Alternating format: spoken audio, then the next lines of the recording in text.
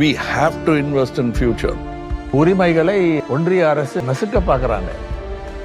The whole cadre feels that ஒவ்வொரு தனிநபர் நலன்களிலும் அக்கறை செலுத்தக்கூடிய என்ன கேட்குறாங்க, நீங்க அவங்கள விமர்சிச்சீங்க, இப்ப அவங்க கூடயே இருக்கீங்க. சித்தாந்தத்துக்கு எதிராக இருக்கிறவங்க எச் ராஜா பிஜேபி ஏதோ அள்ளி கொடுத்துருந்தாங்கப்பா, இலவசமாக மாதம் 1000 ரூபா கொடுத்தோம் கிடையாது. ஒரு முறை முன்னேறிய பாதை பின்னால் திரும்பி தெரியாது. பல லட்சங்கள் செலவழித்து செய்கிற மருத்துவங்கள் வந்து நீங்கள் இலவசம்னு ஏளனமாக பேசுறது பெனிஃபிட்டான ஒரு டேர்மாக மட்டும் இல்லாமல் ஃபினான்சியலி பொறுப்பற்றதல்ல. ரொம்ப கஷ்டம் இதை அழிக்கிறது. இந்திய ஜனநாயகத்தை இன்னும் யாரா பாதுகாக்க முடியும்?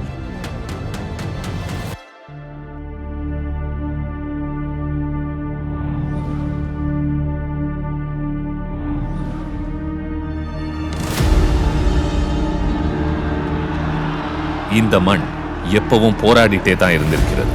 சுயமரியாதைக்காக போராடியது, சமத்துவத்துக்காக போராடியது, சமூக நீதிக்காக போராடியது, சுயாட்சிக்காக போராடியது. இந்த தருணத்தில் ஒரு இளைஞர் முன் வந்தார். மக்களுக்காக, மண்ணுக்காக, மொழிக்காக மாற்றத்தை உருவாக்க விரும்பிய ஒரு இளைஞர். அரசு ஜனநாயகத்தையே நிறுத்தி எதிர்ப்பின் குரலை மௌனமாக்கிய எமர்ஜென்சி காலத்தில் மிசா சட்டத்தின் கீழ் அவர் சிறைக்குள் தள்ளப்பட்டார். ஆனால் பிளாக் 9 அமைதியில் அந்த இளம் 20 வயது ஸ்டாலின் உடைக்கப்படவில்லை, வடிக்கப்பட்டார். அன்று முதல் படிப்படியாய் மக்களுக்காய் உழைத்தார். இந்த மண்ணுக்காய் வியர்த்தார்.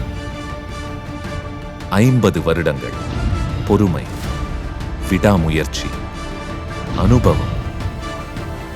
இறுதியாக மக்கள் அவரை அழைத்தனர். முத்துவேல் கருணாநிதி ஸ்டாலின் என்னும் நான்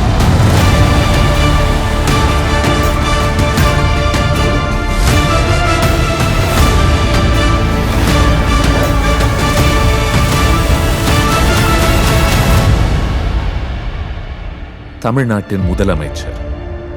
இவரை புரிந்து கொள்ள இவரின் கருத்தியலை புரிந்து கொள்ள வேண்டும். இவரின் கருத்தியல் திராவிட மாடல். இது எல்லாருக்கும் எல்லாம் என்ற இலக்கை அடைய எடுக்கிற சின்ன சின்ன படிகள். இது வெறும் நிகழ்வல்ல, ஒரு தொடர்ச்சி, ஒரு நடைமுறை, ஒரு பயணம். டிராவிடியன் மாடல் என்பது சமத்துவம் என்கிற கோட்பாட்டை அடிப்படையாக கொண்டது. நீ என்ன சொல்லி ஸ்கூலுக்குள்ளே வரக்கூடாது, தெருவுக்குள்ளே வரக்கூடாது, கோவிலுக்குள்ளே வரக்கூடாதுன்னு சொன்னியோ அத்தனையும் உடைச்சதுக்கு பேர் தான் திராவிடம். படிக்க வழி இல்லாமல் இருந்த என் தோழன், என் தம்பி, என் மகன் இன்று படிக்கிறான். ஆனால் இன்று நாம் வாழும் வாழ்க்கை இன்னும் நேற்று இருந்ததை விட சிறப்பாக இருக்கிறது. அதுதான் இப்போ எல்லா சமூகமும் படிக்க முடியும், எல்லாருக்குமான கல்வி வாய்ப்பு இருக்கும், அதுக்கு தகுந்த மாதிரி கல்வி கட்டமைப்பும் இருக்கும். அந்த சூழலை உருவாக்கி இருக்கிறோம்ல, இதுதான் எல்லாருக்கும் எல்லாம். அனைத்து பாகுபாடுகளையும் கலைந்து எல்லா தரப்பு மக்களும் சமமான வாய்ப்புகளை பெறவும் வளர்ச்சியை பெறவும் இந்த அரசு திராவிட முன்மாதிரி அரசு என்று பிரகடனம் செய்திருக்கிறார். பெனிஃபிட்டான ஒரு டேர்மாக மட்டும் இல்லாமல் கருத்தியல் ரீதியான ஒரு சொல் இது. அந்த சொல்லை நாங்கள்லாம் இன்னைக்கு சொல்லிக்கிட்டே இருக்கோம், திரும்ப சொல்லிக்கிட்டே இருக்கோம்னா அதுக்கான கட்ஸ் வந்து சிஎம் கிட்ட இருந்து வருது. இதோட அடிப்படை லாஜிக் எளிமையானது. நம்ம வளர்ச்சி திட்டங்கள், நலத்திட்டங்கள், ஒதுக்கீடுகள் எந்த பிரிவு மக்களை விட்டுடுச்சுன்னு பார்த்து அதை சரி செஞ்சிடணும். இதுதான் தொடர்ச்சி, இதுதான் நிஜ சமூக நீதியின் தன்மை. ஒரு முறை முன்னேறிய பாதை பின்னால் திரும்பி தெரியாது. ஆட்சி காலத்தில் அவர் வந்து பல திட்டங்கள் தீட்டியிருக்கிறாரு. ஆனால் அதனுடைய அடிப்படை தீம் ஒரே வார்த்தையில் சொல்லிடலாம், மனித நேயம்.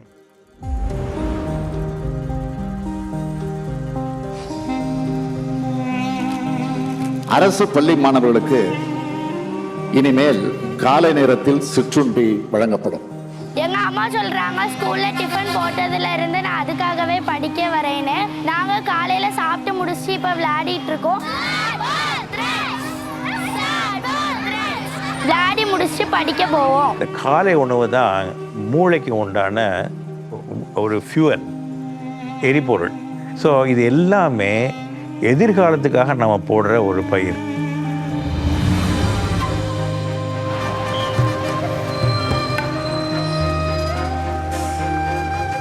முன்னெல்லாம் நடந்தே போகணும், இல்லைன்னா விட்டுடணும், இல்லைன்னா வண்டியில் போகணும். வண்டியில் போனால் செலவு தானேங்க. ஆனால் இந்த கட்டணமில்லா பேருந்து வந்ததுலேருந்து நாங்கள் பாட்டுன்னு பேங்க்குக்கு போகிறோம், கோயிலுக்கு போகிறோம், மார்க்கெட் போகிறோம். ஏதோ ரெக்க முளைச்ச மாதிரி இருக்குங்க. நாங்கள் மாலை கடை வச்சுருக்கோம். அதுக்கு பூ வாங்கிறதுக்கு டெய்லி மார்க்கெட்டுக்கு போகிறோம் நாங்கள். இப்போ இந்த விடியல் பயணம் மூலம் அந்த பணம் மிச்சமாகுது.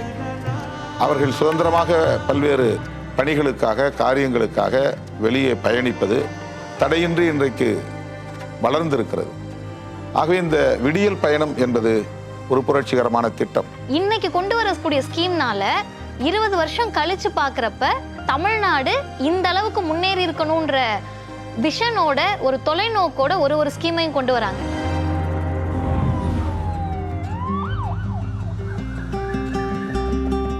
ஒவ்வொரு மாதமும் சுகாதார மையத்திலேருந்து எங்களை நல்ல முறையாக கவனிச்சுக்கிறாங்க. எங்களுக்கு மருந்து மாத்திரையெல்லாம் கொடுக்குறாங்க. இப்போ எனக்கு மூட்டு வலி, கை வலி எல்லாம் பரவாயில்ல. நாங்கள் பிள்ளைகளை எதிர்பார்க்கறது இல்லை, அவங்களே கவனிச்சுக்கிறாங்க. அது எங்களுக்கு ரொம்ப பெருமையாக இருக்குது. மாதம் வீட்டுக்கு கரெக்டாக வர்றாங்க சார். வீட்டில் சுகர், பிபி எல்லாம் செக் பண்ணுறாங்க, மாத்திரை மருந்து கொடுக்குறாங்க. எங்கள் குழந்தைகளை நாங்கள் நம்பி இருக்க வேண்டிய அவசியம் இல்லை. அவங்களே தாத்தா ராஜு தான் பிரியமாக பேசுகிறாங்க. எல்லாம் எங்களுக்கு நல்லா செய்கிறாங்க. நல்லா இருக்கிறோம் நாங்கள். இப்போ பல லட்சங்கள் செலவழித்து செய்கிற மருத்துவங்கள் இன்றைக்கி இலவசமாக சமுதாயத்தின் அடியில் இருக்கிற ஒருத்தனுக்கு போய் சேரக்கூடிய ஸ்கீம். படிப்பும் வேலை வாய்ப்பு நம்மோட உரிமையை கிடந்து எழுந்த இனம் தான் நம்முடைய திராவிட இனம். எத்தனை தடைகள் வந்தாலும் படிப்பை மட்டும் நீங்க யாரும் கைவிடக்கூடாது. நான் இங்கே டிப்ளமோ இன் மெக்கானிக்கல் இன்ஜினியரிங் படிச்சுட்டு இருக்கேன். எனக்கு இது வெறும் ஒரு சிஎன்சி ஆப்ரேட்டர் சர்டிஃபிகேட் மட்டும் இல்லை, எனக்கு இது ஒரு ஜாப் ஆஃபர் லெட்டருக்கு சமம். நார்மல் ஸ்கீம்ஸ் வரதுக்கு முன்னாடி எங்களால் தியரிட்டிக்கல் பேப்பர்ஸில் தான் ஃபோக்கஸ் பண்ண முடிஞ்சது. ஆனால் இந்த ஸ்கீம் வந்ததுக்கப்புறம் எங்களால் ப்ராக்டிக்கலாக நிறைய விஷயங்களை கற்றுக்க முடிஞ்சது. இந்த 4 முதல் திட்டம் மூலமாக எனக்கு வெறும் வேலை வாய்ப்பை மட்டும் வாங்கி தரல, எனக்கு இவங்க ஒரு எதிர்காலத்தை உருவாக்கி கொடுத்துருக்காங்க. You need industry, you also need social welfare. அந்த அடிப்படையில் தான் Tamil Nadu has grown so well. இன்றைக்கு இந்தியாவிலேயே HDI என்று சொல்லக்கூடிய ஹியூமன் டெவலப்மெண்ட் இண்டெக்ஸ், அந்த குறியீட்டு மதிப்பீட்டில் தமிழ்நாடு முதலிடத்தை வகிக்கிறது என்கிற அளவுக்கு இது சிறப்பை பெற்றிருக்கிறது.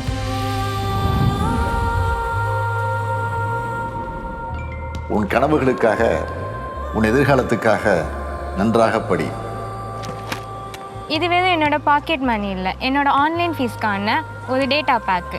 இனி எங்கள் அப்பாவுக்கு ஃபீஸை பற்றின கவலை எதுவுமே இல்லை. இந்த 1000 rupees கிரெடிட் ஆகிறத பார்க்கும்போது எனக்கு என்ன தோணுதுன்னா, ஸ்டாலின் அப்பாவை நீ படிக்கணும் முத்துலட்சுமி அப்படின்னு சொல்கிற மாதிரி இருக்குது. இன்றைக்கி ஒரு புதுமை பெண் திட்டம் மூலமாக ஒரு மாணவிக்கு 1000 ரூபாய் கொடுக்குறாங்க அப்படின்னா, அது ஏதோ அள்ளி கொடுத்துருந்தாங்கப்பா இலவசமாக மாதம் 1000 ரூபா கொடுத்தோன்னு கிடையாது. அது கல்விக்கான முதலீடு, அந்த மாணவியின் மீது அரசு செய்கிற முதலீடு.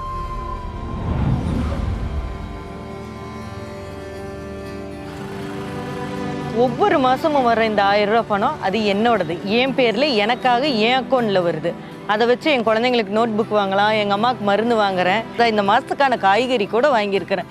யாரையும் எஞ்சி நிற்க வேணாம், நிமிர்ந்து நிற்கிறேன். மகளிருக்கான உரிமையை கொடுக்கணும், அவங்க உழைப்பு அங்கீகரிக்கணும். உருவாக்கின திட்டம் தான் இந்த கலைஞர் மகளிர் உரிமை திட்டம். இப்போ இது ஜஸ்ட் 1000, வெறும் 1000 ரூபாய் கிடையாது. பக்கத்து வீட்டில் போய் 1000 ரூபாய் கடன் கேட்கறத விட ஒரு அரசு என்னோட வரிப்பணத்தை திரும்ப எனக்கு கொடுக்கறதுன்றது என்னோட சுயமரியாதை, என்னோட செல்ஃப் ரெஸ்பெக்ட். அடுத்த திராவிட மாடல் 2.0 ஆட்சி காலத்தில் உங்களுடைய உரிமை தொகை 2000 ரூபாயாக உயர்த்தி வழங்கப்படும்.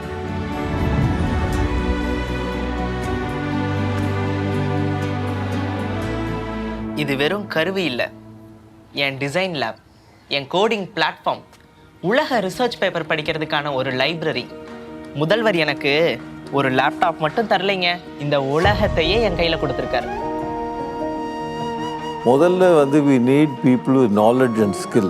ஸோ எஜுகேஷனில் ஈக்குவல் ஆப்பர்ச்சுனிட்டி ப்ரொவைட் பண்ணி ஆன் சோஷியல் எக்விட்டி பேசிஸ் எல்லாருக்கும் வாய்ப்பு கிடைக்கிறாப்புல பின்தங்கியோர் ஒருவருமே இருக்கக்கூடாதுங்கிற அடிப்படையில் I think we have worked to make sure that everybody in Tamil Nadu has education and skill. அது பேரறிஞர் அண்ணாவாக இருக்கட்டும், கலைஞராக இருக்கட்டும், இன்னைக்கு சிஎம்மாக இருக்கட்டும், இவங்களுடைய திட்டங்களால், சட்டங்களால் பயன் பெறாதவர்கள் அப்படின்னு நீங்கள் தமிழ்நாட்டில் லிஸ்ட் எடுக்க முடியாது ஒரு குடும்பத்தை. இத பத்தி ஒரு விமர்சனமும் இருக்கு. ஃப்ரீபி கல்ச்சர் ஃபைனான்ஷியலி irresponsible அப்படின்னு சொல்லப்படுது. நீங்க இலவசம்னு ஏளனமா பேசுறது அது நேரம், அது கண்ணியம், அது வெகுஜனங்களோட வாழ்க்கை. இந்த புரிதல் புதிதல்ல. 100 ஆண்டுக்கு மேல ஜஸ்டிஸ் கட்சி காலத்திலிருந்து தொடர்ச்சியா திராவிட அரசு ஒரு விஷயத்துல கவனம் செலுத்தி இருக்கு. Human capital. சிலர் தூரத்திலிருந்து இலவச வளங்கள் நடக்கிறத நாங்க களத்தில் நின்று மனித முதலீடு நினைக்கிறோம். ஒரு தாய்க்கு 1000 ரூபாய்ங்கிறது குடும்ப நிலைத்தன்மைக்கு முதலீடு. கட்டணமில்லா விடியல் பேருந்து பயணம் பெண்கள் பங்களிப்புக்கான முதலீடு. காலை உணவு சிறுவர் அறிவாற்றலுக்கான முதலீடு. இது ஒன்றும் ஃபினான்சியலை பொறுப்பற்றதல்ல, சமூக நிதியின் பரிமாற்றம். இவை ஏழை நடுத்தர நலன் கருதிய திராவிட மாடலின் அத்தியாவசிய பேரம் பேச முடியாத கட்டமைப்பு. we have to invest in future. அதை முதல்ல தெரிந்து கொண்டவர்கள் உயர்ந்த கட்சியாக திகழ்வார்கள். தமிழ்நாடு மட்டும்தான் க்ரோத்தையும் வெல்ஃபேரையும் 2 கண்களாக பார்க்குது. வெல்ஃபேர் இருந்தால் தான் க்ரோத் இருக்கும், க்ரோத் இருந்தால் தான் வெல்ஃபேருக்கான இன்வெஸ்ட்மெண்ட்ஸ் இங்கே வரும். இந்த திட்டங்கள் எல்லாம் அடுத்து வருகிற தேர்தலுக்கான அறிவிப்பு அல்ல, அடுத்து வருகிற தலைமுறையினரின் நலன்களுக்கான அறிவிப்பு. இந்த ஆட்சி முறை ஒரு வகையில் ஒன்றிய அரசோடு அதிகரித்து வரும் மோதல்களுக்கும் காரணமாக இருந்திருக்கிறது. நம்ம உரிமைக்காக, நம்ம நிதிக்காக, நம்ம அதிகாரத்துக்காக நாம் போராடிதான் ஆகணும். தமிழ்நாடு போராடியது, தமிழ்நாடு போராடும், தமிழ்நாடு வெல்லும். நான் கலைஞருடைய மகன். இந்த சலசலப்புக்கெல்லாம் நான் அஞ்சு ஒடுங்கிட மாட்டேன். விசாவையே பார்த்தவன், இந்த எமர்ஜென்சியை பார்த்தவன் தான் இந்த ஸ்டாலின். நீங்க எத்தனை முறை வந்தாலும், எத்தனை துரோகிகள், அடிமைகள், அரசிகள், கோமாளிகள், கொலைகள் துணைக்கு அணைச்சுக்கிட்டு வந்தாலும் உங்களால தமிழ்நாட்டை வீழ்த்த முடியாது. இந்த மாடல் ஒன்றும் ஒரு ஆய்வுக்கூடத்தில் கட்டப்படலை, அது ஒரு போர்க்களத்தில் கட்டப்பட்டது. நம்ம உரிமையை காத்துக்கொண்டே ஒவ்வொரு செங்கலா கட்டப்பட்டது.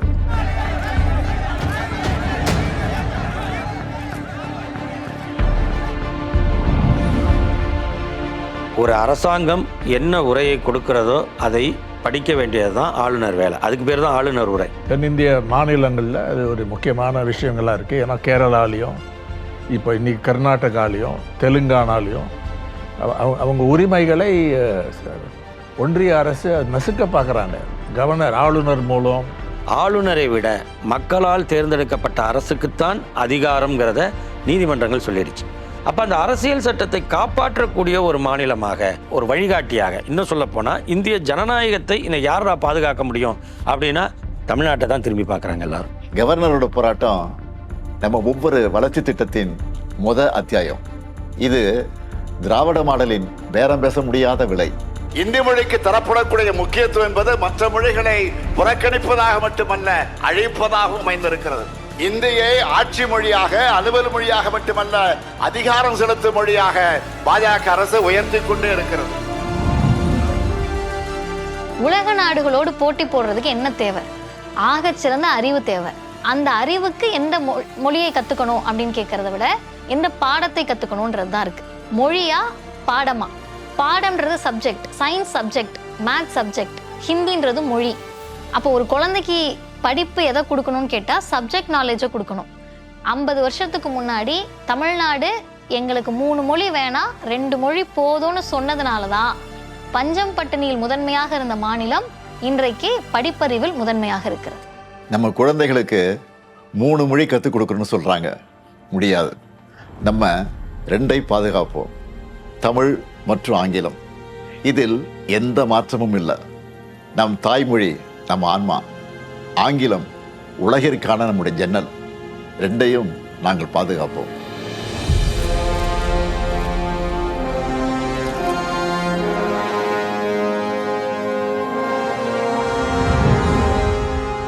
அதாவது ஒரு ஆட்டோக்ராட்டிக் கவர்மெண்ட் சென்டரில் இருக்குது மோடி அரசாங்கம்.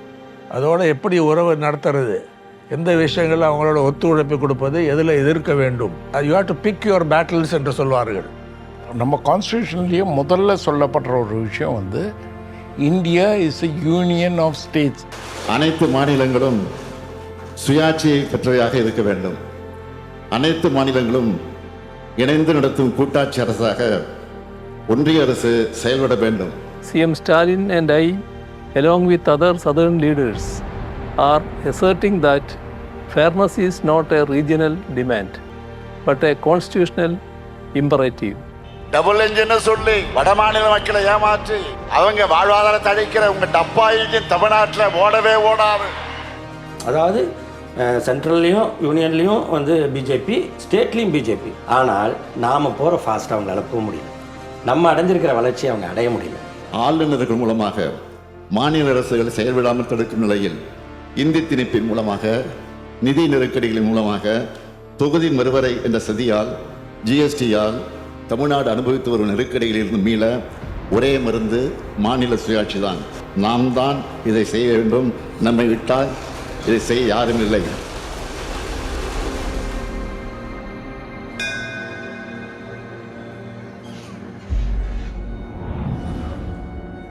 திருப்பரங்குன்றத்தில் ஒரு புதிய ஒரு விஷயத்தை உள்ளே நுழைத்து விடவும் முடியாது, ஏற்கனவே இருக்கிற ஒரு விஷயத்தை எடுத்து விடவும் முடியாது. அவ்வளவு தெளிவான மரபும் கட்டமைப்பும் இருக்கிற ஒரு விஷயம் வந்து திருப்பரங்குன்றம் கோவில் சார்ந்த வழிபாடு. காலகாலமாக அங்கே கோவில் அறநிலையத்துறையால், இந்த அறநிலையத்துறையால் தீபம் ஏற்றப்பட்டு கொண்டிருக்கிறது. மக்கள் வழிபாடு நடத்தி கொண்டிருக்கிறார்கள். இப்பொழுது புதிதாக ஒரு இடத்தில் தீபம் ஏற்ற வேண்டும் என்று ஒரு பிரச்சனையை கிளப்பி அது நீதிமன்றத்தின் வாயிலாக ஒரு தீர்ப்பாக வருகிறது. 2019ஆம் ஆண்டு பாபர் மசூதி ராமஜன்ம பூமி வழக்கில் உச்சநீதிமன்றம் தீர்ப்பு வழங்கியதுக்கு பிறகு அதே போன்ற ஒரு மாதிரியில், ஒரு பேட்டர்னில் இந்தியா முழுக்க பல வழக்குகள் தாக்கல் செய்யப்படுகிறது. இவை அனைத்தும் ஒரே மாதிரி தான். அதாவது அவர்களுக்கு ஒரு நம்பிக்கை இருக்கும், ஒரு கதை இருக்கும். அந்த கதையில் இருந்து ஒரு நீதிமன்றத்தை அணுகுவார்கள். அவர்களது நம்பிக்கை அல்லது கதைக்கு ஒரு சட்ட வடிவத்தை நீதிமன்ற தீர்ப்பின் மூலம் உருவாக்குவார்கள். அதில் இருந்து இந்துத்துவவாதிகள் தங்களது அரசியலுக்காக அதை பயன்படுத்துவார்கள். குறுகிய மதவெறி நோக்கத்திற்காக எடுக்கப்படுகிற பல அழுத்தங்கள், பல நடவடிக்கைகளுக்கு எதிராக அரசு எடுத்த மிக முக்கியமான ஒரு உறுதியான நிலைப்பாடு. இந்த உறுதியான நிலைப்பாடு தான் அவர்கள் நினைக்கிற ஒரு பதட்டத்தை, அவர்கள் நினைக்கிற ஒரு கலவரத்தை நிகழவிடாமல் தடுத்தது என்பதை நான் இங்கே சொல்ல வேண்டும் என்று நினைக்கின்றேன். திருப்பரங்குன்றத்தில் நான் கோயிலின் பாரம்பரியத்தை பாதுகாக்க முடிவு செய்தேன். ஆனால் அது ஒரு மத தலைவராக அல்ல, ஒரு முதல்வராக.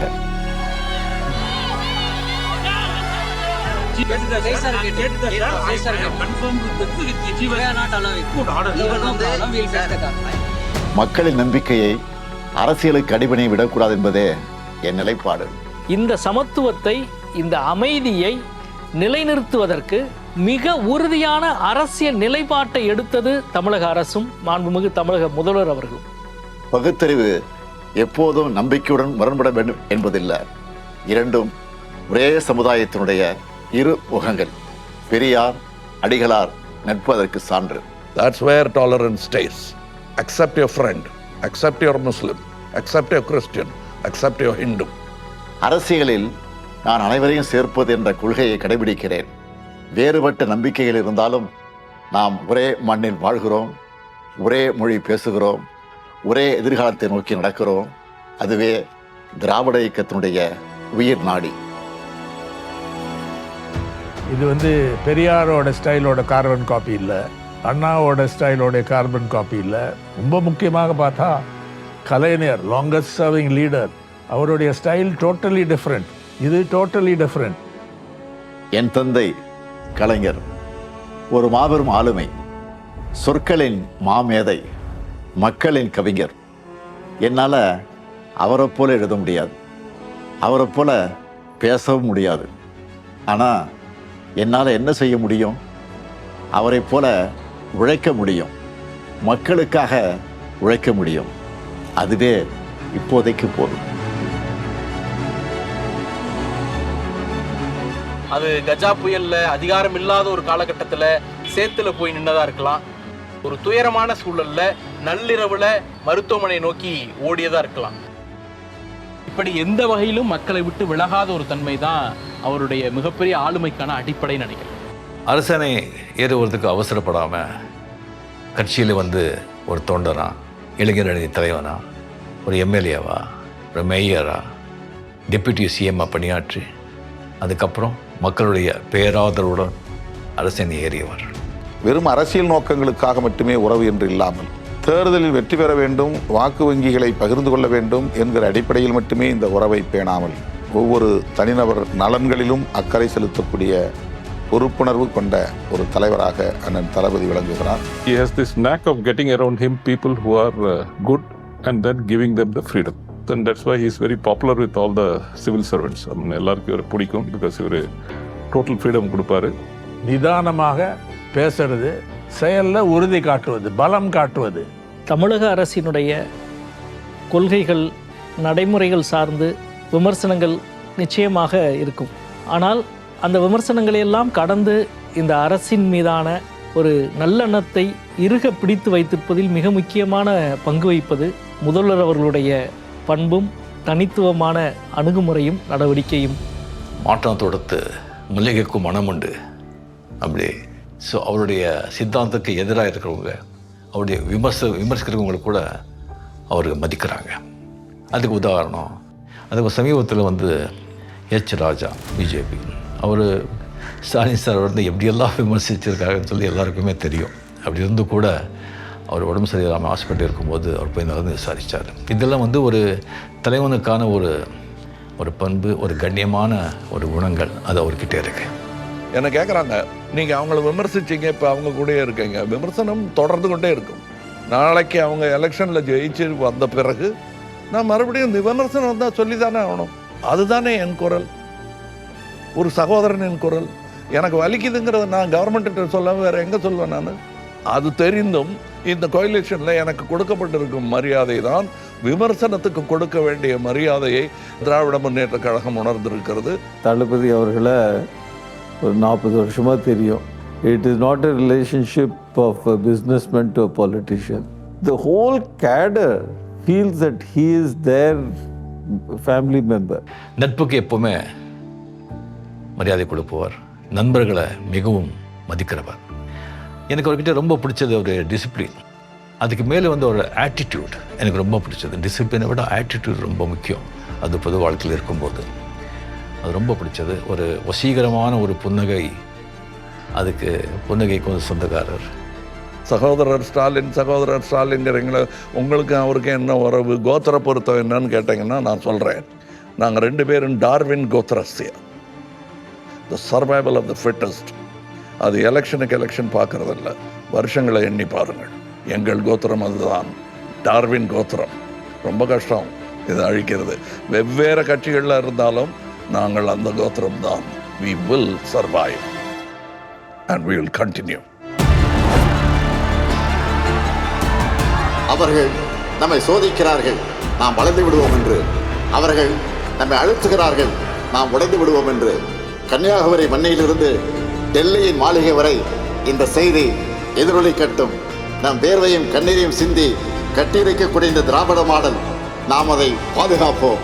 நம்ம திட்டங்களால் மாற்றிய இந்த தமிழ் உயிர்கள், நாம் அவர்களை காப்போம். நம்ம இதயங்களை வைத்திருக்கக்கூடிய இந்த தமிழ் உணர்வு, நாம் அதை பாதுகாப்போம். இன்று மட்டுமல்ல, என்றென்றும் பாதுகாப்போம்.